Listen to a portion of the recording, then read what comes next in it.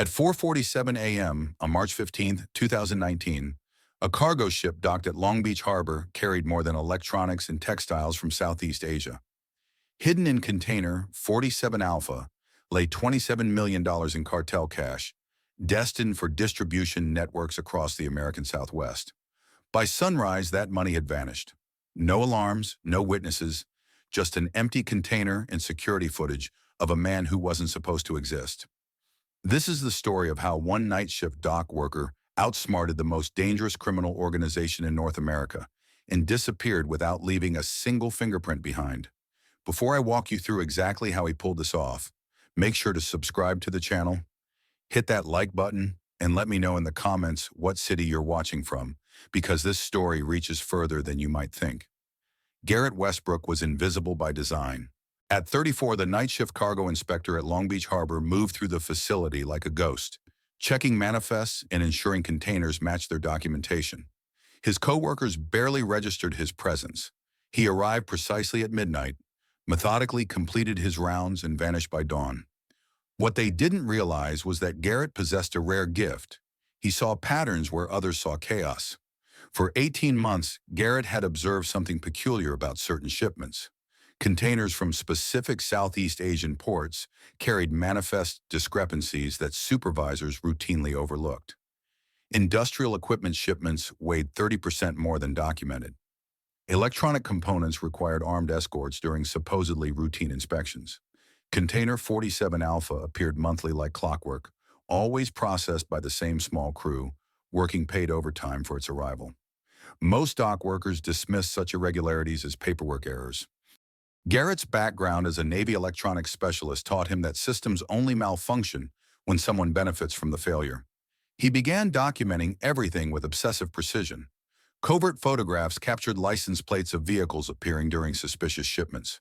Detailed notes tracked which supervisors possessed master keys and when they were most vulnerable. The breakthrough came February 8th when Garrett discovered crumpled shipping manifests in a supervisor's discarded coffee cup. The documents revealed container 47 Alpha's true contents: vacuum-sealed packages disguised as industrial machinery, each bundle containing currency worth millions. The Hera syndicate was using Long Beach Harbor as their primary money laundering gateway, converting drug proceeds into legitimate international trade documentation. Garrett realized he had stumbled onto something worth more than decades of his current salary. Container 47 Alpha's next scheduled arrival would contain the largest single transfer the cartel had attempted: $45 million in untraceable cash. He had 3 weeks to decide whether to report his discovery or exploit it for personal gain. March 15th arrived with mechanical precision. Garrett reported for midnight shift, carrying equipment concealed within his standard inspection gear. Electronic jammers constructed from salvaged dock components, sound-dampened bolt cutters, and forged supervisor credentials created using Navy training techniques. At 12:15 a.m., Garrett initiated the preparation phase. Methodically, he moved through his assigned sectors, disabling selected security cameras one by one. Each strike was precise: short, controlled electromagnetic pulses engineered to mimic ordinary equipment malfunctions. On the monitoring screens, the failures appeared routine, the kind of technical noise expected in an aging harbor system. But every flicker added another blind zone, each gap carefully positioned to converge around container 47 Alpha's location. At 1 a.m., the cargo ship Meridian Star docked exactly on schedule. Its steel hull pressed against reinforced pier structures, groaning under the weight of transoceanic freight. Towering cranes swung into position, their hooks clanging against metal as unloading operations began. From his inspection station, Garrett tracked every movement, eyes fixed on the manifest. When container 47 Alpha emerged from the ship's hold, the placement matched his calculations down to the meter. Armed escorts flanked the container, their presence confirming what intelligence had already suggested. Whatever lay inside warranted extraordinary protection. At 2 a.m., Garrett accessed the harbor's central computer system using duplicated supervisor credentials. The system logged his entry as routine maintenance, granting administrative access to container locks and security protocols. He modified container 47 Alpha's inspection status, effectively removing it from active monitoring schedules while maintaining appearance of normal processing. The most dangerous phase commenced at 4:30 a.m. during shift change operations. Garrett approached container 47 Alpha, pushing a modified dock cart designed to appear as standard equipment transport. His pulse remained controlled as stolen master keys opened electronic lock mechanisms. Inside, vacuum-sealed packages filled industrial crates, each bundle containing currency arranged to resemble legitimate machinery components. Working with practiced efficiency, Garrett transferred $27 million from container to cart. The currency proved heavier than anticipated, requiring multiple carefully planned trips through routes avoiding remaining surveillance cameras. Each removed package was replaced with identical bundles from FBI evidence storage, currency scheduled for destruction that would create investigative confusion when discovered. At exactly 5:12 a.m., Garrett Westbrook pushed an equipment cart past the night shift supervisor, his pace steady, his expression unreadable. On the security monitors, it looked routine, just another dock worker wrapping up a long night on the harbor. The wheels clattered softly over the concrete, blending into the mechanical rhythm of forklifts and fading ship engines. No one noticed the weight hidden beneath the industrial tarps, or the way the cart leaned slightly under its burden. Inside, packed in silence, was $27 million in cartel cash, rolling toward the employee parking lot. The cameras caught every step, but none of the guards paid attention. What happened over the next 18 minutes would decide everything, whether Garrett became the richest man in Long Beach or the next body pulled from the harbor at dawn. By 4:53 a.m., the substitution was complete. Container 47 Alpha contained evidence room currency arranged identically to original cartel money. Security systems registered no tampering. Surveillance footage showed only standard inspection activities. Garrett resealed the container and began transporting his cart toward employee parking areas. Garrett loaded currency into his modified pickup truck, each bundle fitting precisely into hidden compartments designed over months of preparation.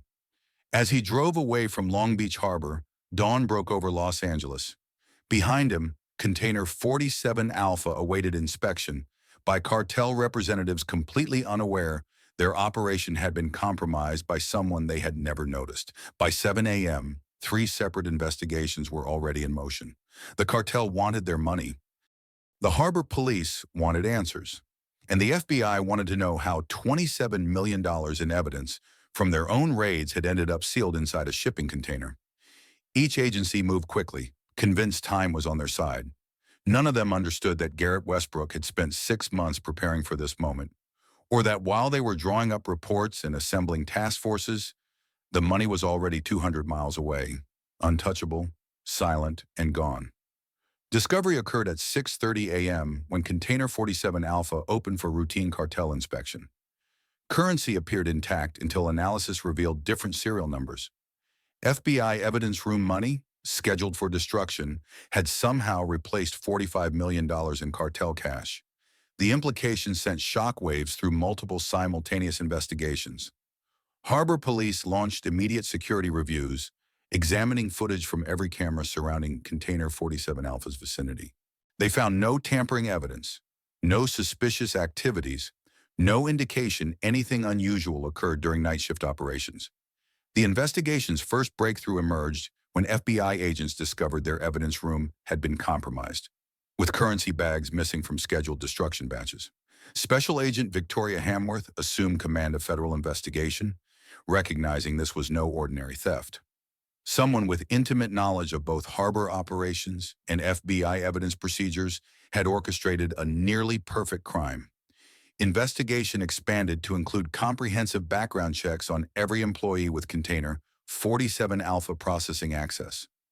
Meanwhile, Garrett had driven to storage facilities 200 miles inland, where multiple units were rented under fabricated identities. Currency was divided among hidden compartments, each location carefully selected to avoid detection patterns. He understood immediate spending would trigger investigation, so began converting small amounts through cryptocurrency exchanges, obscuring transaction origins. Psychological pressure intensified within days. News reports described the investigation as California's largest harbor security breach. FBI agents interviewed every dock worker, searching for story inconsistencies. Garrett maintained normal routines, reporting for shifts and completing inspections with characteristic precision. Co-workers noticed nothing unusual, exactly as planned. By March 30th, investigators identified Garrett as a person of interest. Background checks revealed Navy electronics training and access to container processing areas during critical timeframes. Surveillance teams began monitoring his movements, but Garrett had anticipated this development. He had already established safe houses using multiple false identities, prepared to disappear when investigation focused on him. On April 12th, exactly 4 weeks after the heist, Garrett Westbrook made a phone call that would change everything. The FBI had traced his digital footprint to a small town in Nevada. The cartel had informants closing in from 3 directions, and Garrett had one last card to play, a card that would either save his life or destroy everyone who had underestimated the quiet dock worker from Long Beach Harbor.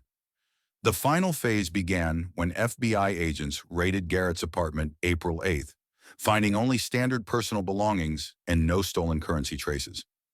However, digital forensics revealed encrypted communications and financial records suggesting preparation for extended travel.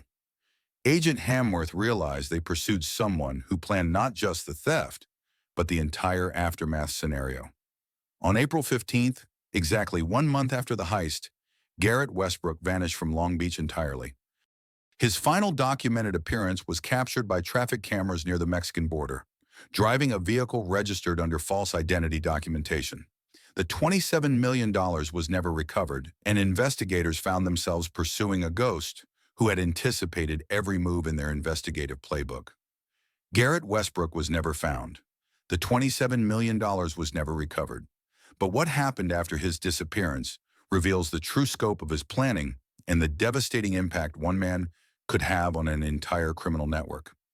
Within weeks of Garrett's vanishing, the Herrera Syndicate began experiencing systematic failures across their West Coast operations. Port facilities in Seattle, Oakland, and San Diego reported similar security breaches, though no money was stolen. Instead, shipping containers were found opened and resealed, their contents photographed and documented by an unknown intruder who left no fingerprints but plenty of evidence for federal investigators. The pattern became clear when FBI agent Victoria Hamworth received the first anonymous package 3 months after the Long Beach heist. Inside was a USB drive containing thousands of documents, shipping manifests, financial records, coded communications between cartel operatives, and detailed photographs of money laundering operations spanning the entire Pacific coast. The encryption was military grade, but the accompanying decryption key suggested someone wanted this information to reach law enforcement. More packages followed, each containing intelligence that dismantled another piece of the Herrera network. Bank account numbers led to frozen assets worth over $200 million. Surveillance photographs identified corrupt port officials who had been accepting cartel bribes for years. Communication intercepts revealed the locations of safe houses and distribution centers across 3 states. The syndicate's reaction was immediate and unforgiving. Over the following months, a dozen harbor employees were discovered under circumstances that left little doubt about the intended message. Yet despite the escalation, the anonymous intelligence packages continued to arrive, each one more precise and damaging than the last. Whoever was behind them seemed to anticipate every countermove, always remaining one step ahead of increasingly frantic efforts to identify and silence the source. Federal prosecutors used the anonymous intelligence to build cases against over 60 cartel associates. The trials that followed exposed the full extent of the money laundering operation and resulted in sentences totaling more than 800 years in federal prison. The Herrera Syndicate's Pacific Coast operations were completely destroyed, their leadership either imprisoned or fled to countries without extradition treaties. But perhaps the most chilling discovery came when investigators finally traced the source of the intelligence packages. The return addresses led to a network of mail forwarding services spanning 12 countries, each paid for with untraceable cryptocurrency transactions. The sophisticated operational security suggested someone with advanced intelligence training who had spent years preparing for an extended campaign against organized crime. Harbor security protocols underwent complete overhaul following the Westbrook investigation. New surveillance systems eliminated blind spots, employee background checks became more rigorous, and container inspection procedures were redesigned to prevent single-point failures. Yet security experts privately acknowledged that these measures defended against the last attack, not necessarily the next one.